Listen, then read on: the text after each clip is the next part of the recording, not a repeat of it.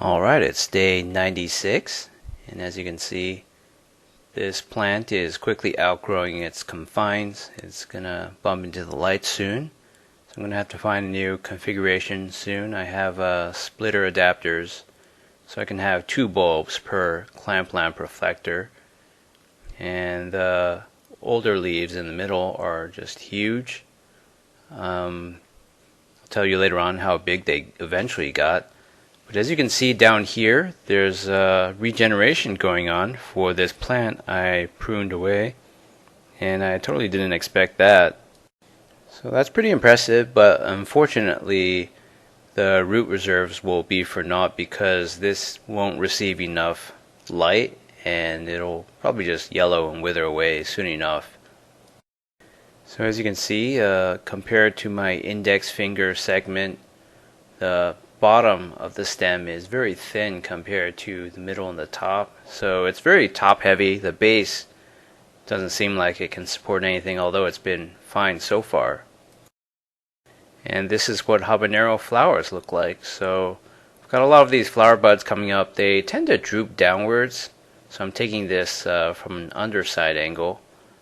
But I heard that these are self-pollinating, meaning they contain both male and female reproductive organs, and they'll self-pollinate when they close. So as of now, these have reached about 18 centimeters in length. I'm not counting, when the base of the leaf is still very narrow, I'm counting where my thumb is.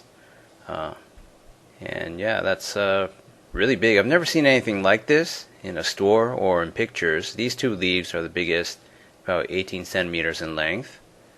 And the top just has all this branching out and growth going on. So pretty soon I imagine we'll have enough flowers and flowering activity to get some fruits. If not, I might have to manually try to pollinate, although that's kind of a pain for a flower so small. I had a rude awakening on day 106. My prize habanero plant fell over under its own weight. So it's too top heavy. I was right in worrying about how thin the stem was down there back when I didn't have optimal conditions. So it's a little bit woody at the base, but I don't think anything is broken. So I righted this with a nylon string, just one for now, tied to one of the squat stands. And hopefully I can let it go like this for a while.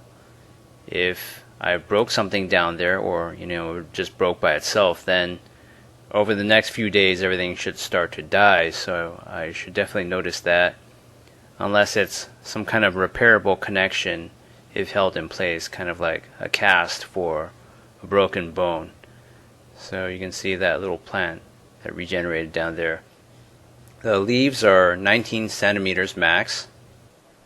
Okay, it's day 111. So I have a new setup based on this squat rack. That's actually 2 stands that I'm no longer using.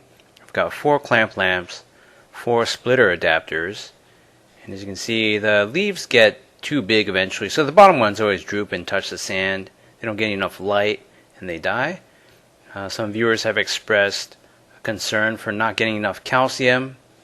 I'll talk about that at the end of this video, but for now there's a lot of new foliage. You can see this place is where a leaf was touching the bulb, so they can get burned.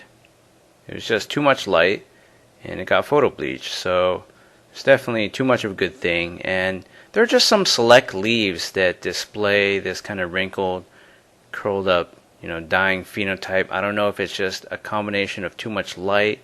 Some people say maybe too much fertilizer, too much nitrogen, phosphorus, and potassium. Maybe that's true, but I've just been watering with distilled water at the bottom, and that will further absorb some of the crystallized residue sitting at the bottom in the water tray. So it didn't all go in. And excuse me while I fumble around with the camera, but if we look down there, that regenerated plant is dead. It just gets covered up. So that's pretty sad to watch, but I was going to prune that anyway if it started getting really big. I don't have room for 2 giant plants like this. Alright, so this is what I've been using. Miracle Grow watering can singles. And this contains 24% total nitrogen, two different forms, 8% phosphate, 16% potassium oxide, and let's see what else. So it's kind of non-specific regarding trace minerals, elements. Here we got this shake and feed, pretty hefty, 4.5 pounds, 2 kilos, for better quality fruits and vegetables. It's also by Miracle Grow. It contains calcium. Some of my viewers for the Habanero plant series have been saying, I need calcium desperately. So I'm encountering sort of the same problems, I think, with all of my indoor plant series. So I think I might give this a try.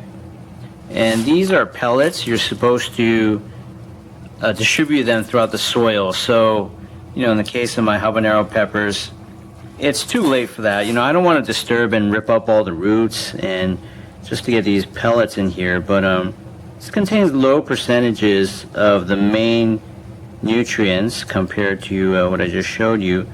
But there's 3.5% calcium in here.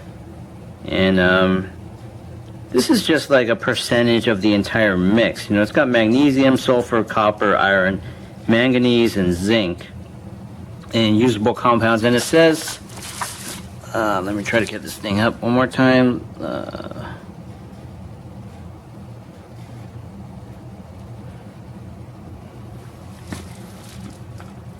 Well, they have a label, directions for use, and supposed to have them evenly distributed so they release over time.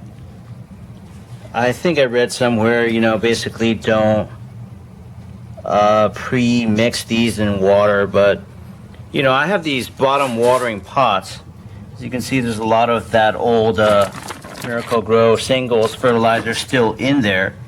So I'm just going to go ahead and add in some pellets. There's already water in there, just like all my other pots. I haven't been fertilizing because I think I've over-fertilized with the main three elements, nitrogen,